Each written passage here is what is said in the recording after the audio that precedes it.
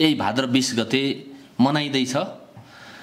मूलत नेपालमा मानव बेचबिखन र ओसार पसार विरुद्ध पहिलो पटक ऐन बनेको जुन सन्दर्भ छ 2064 सालमा त्यो ऐन बन्यो र ऐन बनिसके पछाडि 65 सालमा नियमावली बन्यो र सँगसँगै विभिन्न खालका अन्य कानुनहरू बन्ने क्रममा अझै पनि हामी छौं।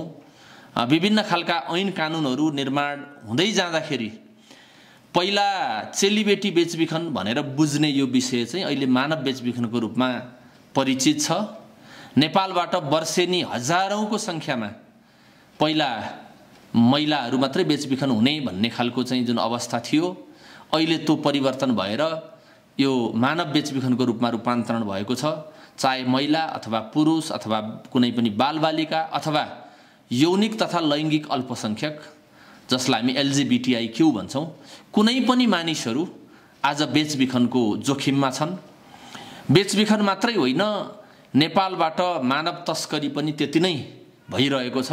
हामीले ठूला ठूला मानव तस्करीका घटनाहरू हामीले प्रत्यक्ष रूपमा देखेका पनि छौं, भोगेका छौं, सुनेका छौं। केही समय अगाडि मात्रै नेपालको राज्यका उच्च तहमा पुगेका व्यक्तिहरू मानव तस्करीको आरोपमा पक्राउ परेका घटनाहरू पनि हाम्रा सामु ताजा नै छन्।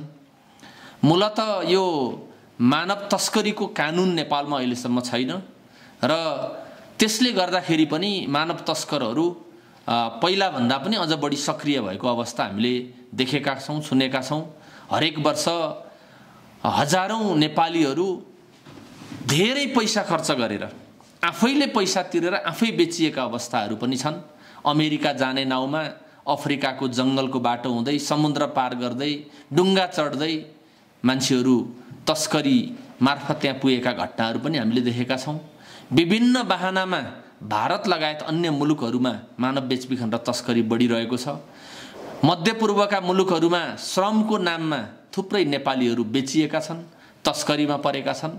त्यति मात्रै होइन, चीनमा विभिन्न बहानामा नेपालबाट यहाँका महिलाहरू, किशोरीहरू बेचबिखनमा परेका घटनाहरू छन्।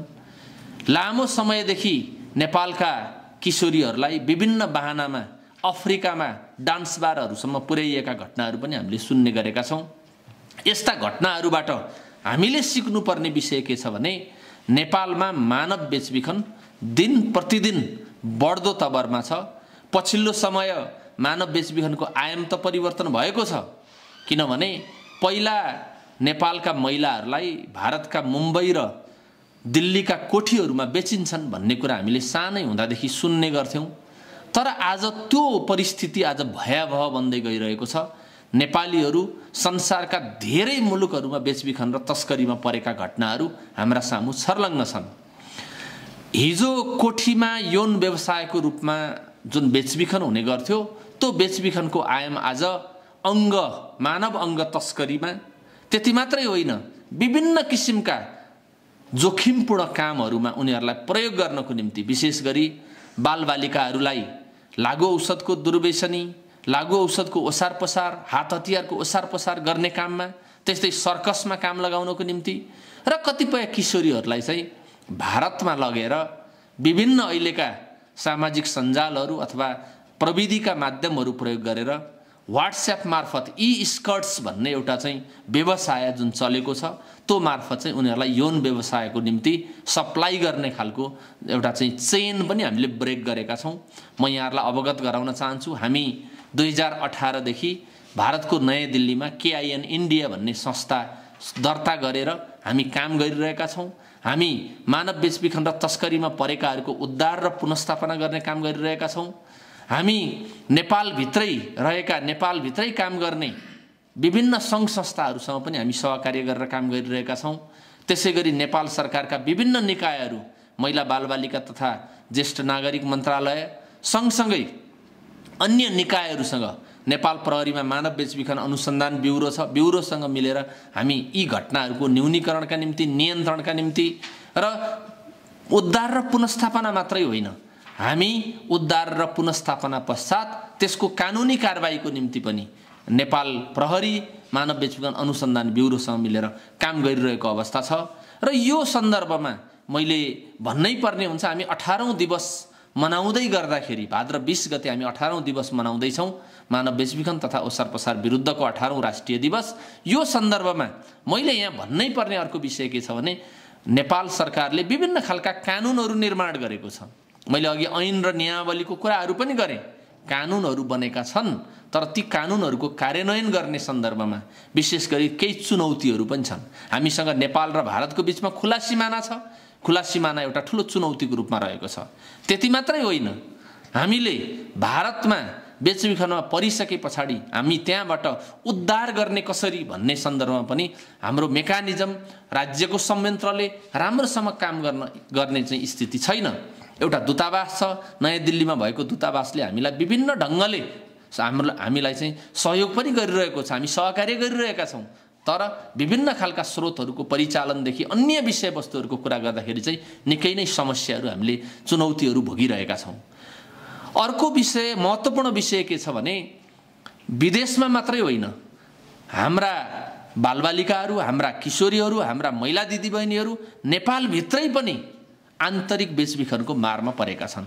अहिले ठ्याक्कै आँकडा त हामीसँग छैन, तर लाखौँ महिला दिदीबहिनीहरू, लाखौँ किशोरीहरू जो गाउँबाट सहरसम्म रोजगारीको खोजीमा कसैको प्रलोभनमा परेर सहरमा आइपुग्छन् र ती सहरका विभिन्न मनोरञ्जन क्षेत्रका नाममा, चाहे ती होटल रेस्टुरेन्टहरू किन नहुन्, चाहे ती दोहोरी चलाउने चाहिँ ठाउँहरू किन नहुन्, चाहे मसाज पार्लरहरू किन नहुन्, चाहे डान्स बारहरू किन नहुन्, त्यस्ता ठाउँहरूमा उनीहरू आन्तरिक बेचबिखनको जोखिममा छन्।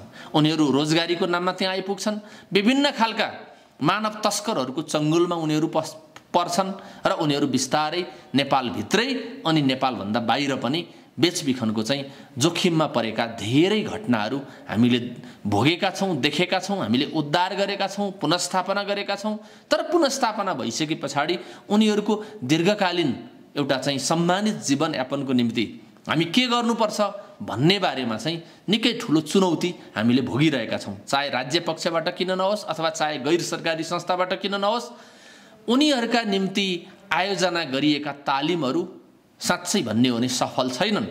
उनीहरूले पढ्न पाउने व्यवस्था, उनीहरूले चाहिँ भोकेसनल ट्रेनिङ अथवा व्यावसायिक तालिमहरू लिन पाउने व्यवस्था र उनीहरूको चाहिँ दीर्घकालीन सम्मानित जीवनयापनको निम्ति आफ्नो परिवारमा र समुदायमा पुनर्स्थापना हुनको निम्ति चाहिँ उनीहरूलाई निकै चुनौतीहरू छन्, निकै कठिनाइहरू छन्। बेचबिखनमा परेको भन्ने बित्तिकै उनीहरूलाई चाहिँ एउटा स्पेशल नागरिकको रूपमा हेर्नुपर्नेको सट्टा समाजले नै उनीहरूप्रति चाहिँ दोष लगाउने र विभिन्न खालका हिंसाहरू, एकचोटि हिंसामा परिसकेका मानिसहरूलाई फेरि थप हिंसा गर्ने खालको चाहिँ अवस्था हाम्रो समाजमा छ। तसर्थ म के आग्रह गर्न चाहन्छु भने हामी यो दिवस मनाइरहँदा हामीले बुझ्नुपर्ने कुरा के छ भने हामी दिवसलाई दिवसको रूपमा मात्रै सीमित नगरौँ। हामी त्यस्ता पीडित र प्रभावितहरूको पक्षमा कसरी काम गर्ने, अदालतमा सयौं मुद्दाहरू चाहिँ चाङ लागेर बसेका छन्, त्यस्ता मुद्दाहरूलाई फास्ट ट्र्याकबाट चाहिँ कसरी फैसला गर्ने र ती पीडित प्रभावितहरूलाई कसरी चाहिँ उचित क्षतिपूर्ति दिने भन्ने कुरा पनि अत्यन्तै महत्त्वपूर्ण छ भन्ने लाग्छ। र म सरकारसँग पनि आग्रह गर्न चाहन्छु, अरू हामी जस्तै यो क्षेत्रमा लागेका अधिकार कर्मीहरूसँग आग्रह गर्न चाहन्छु, हामीले हरेक घर घरबाट मानव बेचबिखनको अभियान विरुद्धको अभियान सुरु गर्न जरुरी छ। मानव बेचबिखन विरुद्धको अभियान गर्दै गर्दाखेरि हामीले त्यहाँ विभिन्न किसिमका विभेदहरू समाजमा छन्, चाहे चाहिँ लैङ्गिक विभेदहरू हुन्, जातीय विभेदहरू हुन्, भौगोलिक विभेदहरू हुन्, ती विभेदहरूको अन्त्य गर्नको निम्ति हामी कसरी लाग्ने भन्ने कुरा पनि त्यत्तिकै चाहिँ महत्त्वपूर्ण छ। र अर्को, हरेक घरमा हामीले हाम्रा छोरीहरूलाई हामीले कसरी चाहिँ त्यस्ता घटनाहरूबाट बच्नको निम्ति हामीले चाहिँ सचेत गराउने, हाम्रा छोराहरूलाई लैङ्गिक विभेद गर्नु हुँदैन है, महिला र बालिकाहरूको चाहिँ सुरक्षाको निम्ति संरक्षणको निम्ति पुरुषहरू लाग्नुपर्छ भन्ने खालको कुराहरू हामीले कसरी सिकाउने भन्ने नि गरिन्छ। Teach your son to respect woman and girls, हैन, यस्ता खालका चिजहरू हामीले गरेर जान सक्यौँ र राज्य तह नै यसको निम्ति चाहिँ अग्रसर हुन सक्यो भने दिल्ली र मुम्बईमा नेपाली महिलाहरू, नेपाली दिदी बहिनीहरू मात्रै राखिएर चलाएका जुन कोठीहरू छन् त्यहाँबाट हाम्रा दिदी बहिनीहरूलाई नेपाल फर्काउने अभियान गर्नको निम्ति राज्य नै अग्रसर हुन जरुरी छ। म सबैलाई यहाँबाट आह्वान गर्न चाहन्छु, तपाईँ हामी सबै हातेमालो गरौँ, एकजुट बनौँ र यो अभियानमा, मानव बेचबिखन र ओसार पसार विरुद्धको अभियानमा तपाईँ हामी सबै लाग्यौँ भने हाम्रो समाजलाई, हाम्रो राष्ट्रलाई मानव बेचबिखन र मानव तस्करी मुक्त राष्ट्र र हाम्रो समाज त्यही ढङ्गले हामी निर्माण गर्न सक्छौँ। यहाँहरू सबैलाई धन्यवाद दिन चाहन्छु। र क्वेसन गरिहाल्नु, अब यो हाम्रो के अरे देशको चाहिँ नि बढी प्रभावित जिल्ला मध्ये कुन छ र वार्षिक डेटामा अलिकति बोलिदिन अनुरोध गर्दछु। अब सङ्ख्या, महिलाको सङ्ख्या कति बेचबिखनमा परेका हुन्छन्, पुरुषको सङ्ख्या, युवाको सङ्ख्या, र चाहिँ पुरुष पनि बेचबिखनमा परेका जस्तो मानव कता कता खोलाको केबाट समुद्रबाट पारी लिएर गएर पनि रोजगारीको नाममा बेचबिखन गरिरहेको छ। यहाँ त्यो एउटा विषय। र अर्को कुरा चाहिँ यहाँहरूले अहिलेसम्म गरेको उद्धारका कार्यहरू के गर्नुभएको र चाहिँ यहाँहरूको संस्थाले र यहाँले यो के अरे मानव बेचबिखन विरुद्ध चाहिँ खेलेका भूमिका डाटामा भनिदिन म अनुरोध गर्न चाहन्छु। अब पहिलो विषय, हामीले तथ्याङ्ककै कुरा गर्दाखेरि नेपालको सन्दर्भमा अहिले पनि ठ्याक्कै एउटा एकीकृत तथ्याङ्क प्रणाली छैन। कति मान्छे बेचबिखनमा परे भन्ने डेटा भन्दा पनि कति मान्छेहरू उद्धार भए भन्ने डेटा चाहिँ हामीसँग छ। र विशेष गरी नेपाल सरकारकै हामीले डेटा हेऱ्यौँ भने हरेक वर्ष 10औं हजारको सङ्ख्यामा नेपालीहरू बेचबिखनमा परेको भन्ने खालको चाहिँ तथ्याङ्कहरू आउँछन्। अब यो हेर्दै गर्दाखेरि मूलत चाहे मैले अघि नै भनिसकेको छु, महिला अथवा बालबालिका अथवा पुरुषहरूको कुरा हामी गर्ने गरेका छौँ। हामीले विभिन्न बहानामा प्रलोभनमा पारेर विभिन्न मुलुकहरूसम्म, मैले अमेरिका जाँदै गरेका उदाहरणहरू, अहिले चाहिँ रसियामा चाहिँ रसियाको आर्मीमा, सेनामा युक्रेनसँगको युद्धमा गएका नेपालीहरूको कुरा गर्दै गर्दाखेरि उनीहरूलाई प्रलोभनमा पारेर मानव तस्करी गरिएको छ। त्यसलाई चाहिँ हामी बेचबिखन भन्दैनौँ, त्यो तस्करी हो। किनभने तस्करीमा चाहिँ कन्सेन्ट हुन्छ। त्यो व्यक्ति कहाँ जाँदैछ, के कामको लागि जाँदैछ, उसका कतिपय फेक डकुमेन्टहरू बनाइएका हुन्छन्, त्यो कुरो उसलाई थाहा हुन्छ। तर मानव बेचबिखनको सन्दर्भमा हामीले कुरा गऱ्यौँ भने मानव बेचबिखनमा चाहिँ कन्सेन्ट हुँदैन, उनीहरूलाई त्यो कुरा थाहा हुँदैन। जबसम्म मान्छे बेचबिखनमा पर्दैन तबसम्म उसले बेचबिखन भएको थाहा पाउँदैन।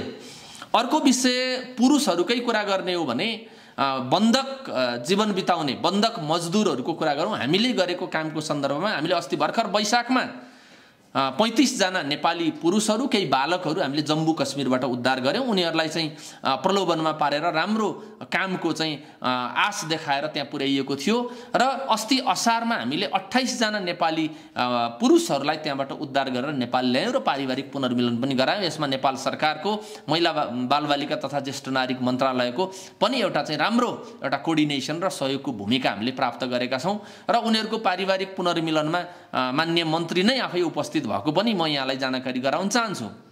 अब यो डेटाको कुरा गर्दाखेरि हामीले गरेका उद्धारका घटनामै कुरा गर्ने हो भने विभिन्न नाममा, जस्तै युवतीहरूलाई प्रेम जालमा फसाउने अथवा बिहे गर्ने बहानामा अथवा राम्रो जागिरको प्रलोभनमा अथवा मध्यपूर्वका विभिन्न मुलुकहरूमा चाहिँ राम्रो जागिर पाइन्छ भनेर लैदिने खालका चाहिँ अवस्थाहरू पनि त्यहाँ हामीले देखेका छौँ। बालबालिकाहरूलाई श्रम शोषणको निम्ति पुर्याएका, अघि नै मैले भने लागु औषध र हात हतियार ओसार पसारमा पुर्याएका, होइन, कोइला खानीमा काम गर्न पुर्याएका यस्ता घटनाहरू पनि छन्। र किशोरीहरूलाई चाहिँ यौन व्यवसायमा लगाउनको निम्ति अहिले पहिला जस्तो कोठी नै राखेर अथवा ब्रोथल राखेर भन्दा पनि फ्ल्याटमा राखेर उनीहरूलाई चाहिँ यौन व्यवसायमा लगाउने खालका घटनाहरू पनि भइरहेका छन्।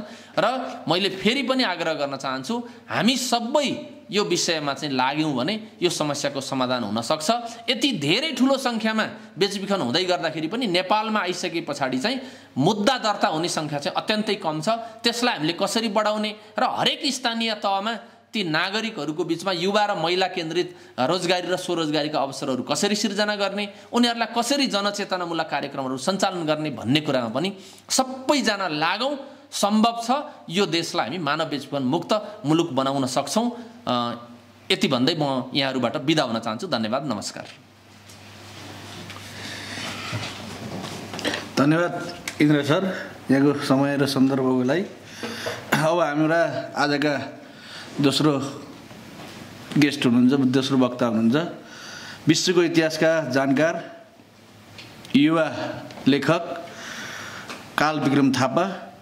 उहाँले अहिले भर्खरै एउटा अमेरिकी संविधान भन्ने एउटा किताब पनि, अमेरिकी संविधान संक्षिप्त